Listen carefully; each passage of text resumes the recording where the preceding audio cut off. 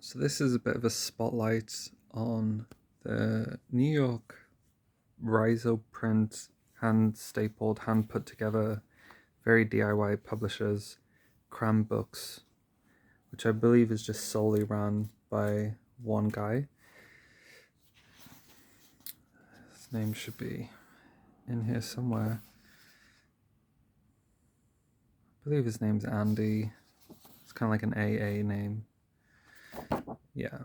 And I have a few things by them now. So, as well as doing, specific books for one cartoonist, they also do these anthologies. They're up to issue 4 right now, but I believe once they are done with the print run, they aren't printing it again. Like, I know he said issue 1's done, like that's gone, he's never making it again. It's a lot of work, obviously. If you've ever printed a comic, like literally by yourself, and you're putting all the pages together and stapling them, which I've done hundreds and hundreds of times, it's a lot of work. And it kind of makes you appreciate these a bit more. So yeah, you get this really nice wraparound cover with this one.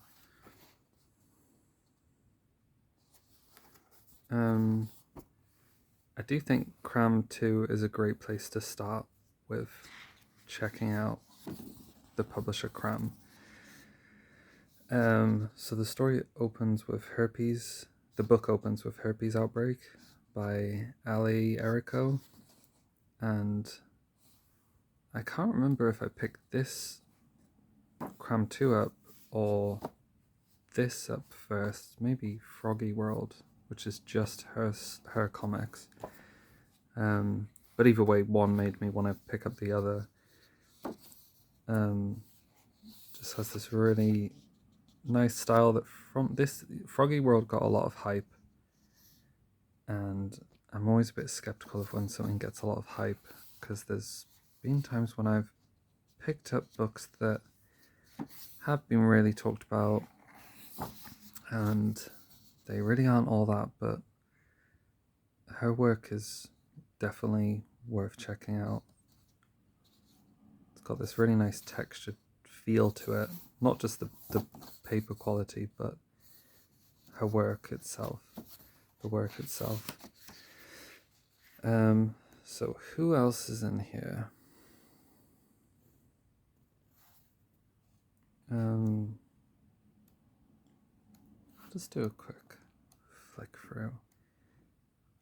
I think through picking this up, I also found A.T. Pratt, who is incredible. His work, like that he self-publishes, is just these incredible cutouts, a bit like Daddy, which I showed a few videos ago, or will show depending when all the stuff gets uploaded, but taken to 5 steps further. This is a comic about him hanging out with the Canadian Toronto trio, whatever you want to call them, Chester, Seth, Joe Matt. I thought it was really funny. Really good. Yeah, everything in here just feels really fun and cohesive as well, which, not all anthologies are like that. Caroline Cash is in here doing an hourly comic. I'm really not... She gets a lot of hype. I really try to like her stuff, but maybe it's just like a new generation thing where, it's like when your children listen to music and you can't see the appeal of it, just like your parents couldn't see the appeal of your music interests.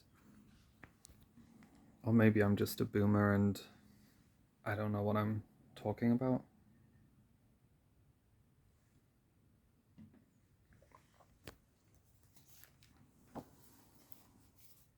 So This is the Froggy World, Volume 1, apparently, implying there's going to be more. And I really did like this, actually, way more than I thought. I bought this on a bit of a whim. I was a bit skeptical of it. I think to flick through it like this, actually, you really do need to sit and read it, because seeing pictures of it online, I just thought it's a, her, Ali and Gabrielle Ball are friends, and in a minute, the next cartoonist that you'll see are friends, and I think that shows the trio of them. Maybe they can be the new trio of cartoonists that everyone talks about. They should be. You can see similarities. There's a lot of text sometimes, and not a lot of cartooning, but I really enjoy this kind of stuff. It feels like you are really just looking at someone's diary comics, which this is exactly that. So if you do like, I'm from a Jeffrey Brown early 2010, 2012 kind of period. Also, bio is definitely like, I have a big soft spot for that. So if you like that kind of stuff, this is perfect. And very soon I will be doing videos about some of her other comics that she self-published. And then finally, this is Me and Night by Angela Fancy. This took a long time to come out when it did. I think I pre-ordered it, and it felt like one of those pre-orders where you start to worry if you made the right decision, but I understand it takes a lot of time, and I think there were, there's a lot of production questions happening and changes. But I feel like it always pays to message a cartoonist, because I thought, if I'm ordering this and I live in the UK, I want to get more than just one of her books if I can. If I like someone, I don't want 2 months. I don't want 2 months later to have to order something else. So I messaged her and asked if she had anything else. And I'm not talking like trying to get freebies or anything like that. Like, I think that would be really disrespectful. But she had a look about, messaged me, and I don't think this is everything she sent, but she sent me this like original drawing, which was really sweet. She sent me a letter as well, which I can't find right now, and this print. She right now is just, if you like what you're about to see, you should really check her out on Domino Comics and Spit and a Half, because she has a lot of stuff coming out right now. But as we know from small presses, there's 50 copies, there's 100 copies, and then it'll just be long gone. But I think those two distros have some of her deep cuts. So again, Me and Night is an like it says, an autobiographic comics collection. This is quite expensive. This cost me $35, I believe. And I still wince at that price, but I'm glad I have it at the same time. I think I would have paid whatever for it, essentially, even though it is a lot of money. It still haunts me now. But I don't know what this is called, but the pages are printed. There's a book which I'll show at some point by Plex Bolex that also has this technique. And so each page is printed not back to back, but on its own separate sheet. I don't think I can even, yeah. I don't know what the what the purpose of that really is. If it makes the, if this is riser printed, which I believe it is, if it makes it more durable, longer lasting, I'm really not too sure. But yeah, these follow quite a gap, quite a period of time, and then there's a few gaps. I think you just saw there. It jumps from a couple of days apart, and sometimes I think a couple months apart. She has a few accounts on Instagram, and sometimes she'll post really recent autobio comics, and then she just won't post. There's a lot of inconsistencies, which that's not a dig. That's just, I hate posting stuff online and feeling like you have to promote.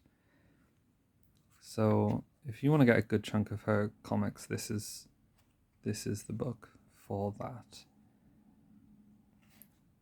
And it just kind of follows her chaotic life, and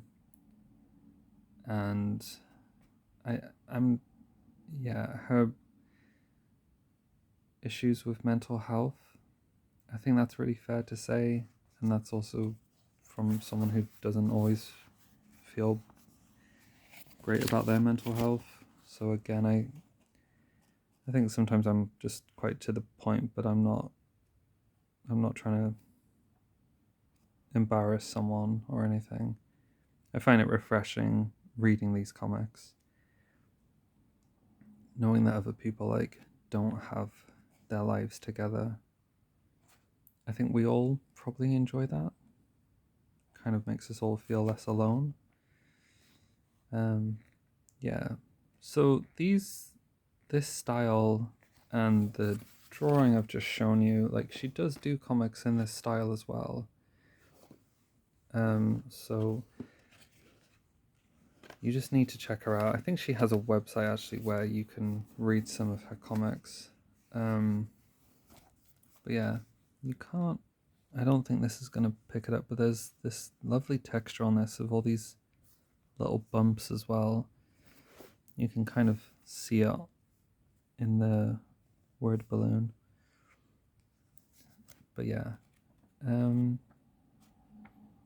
I would like to read more of her stuff if it came out in a nice collection, because ordering all these minis separately is very costly.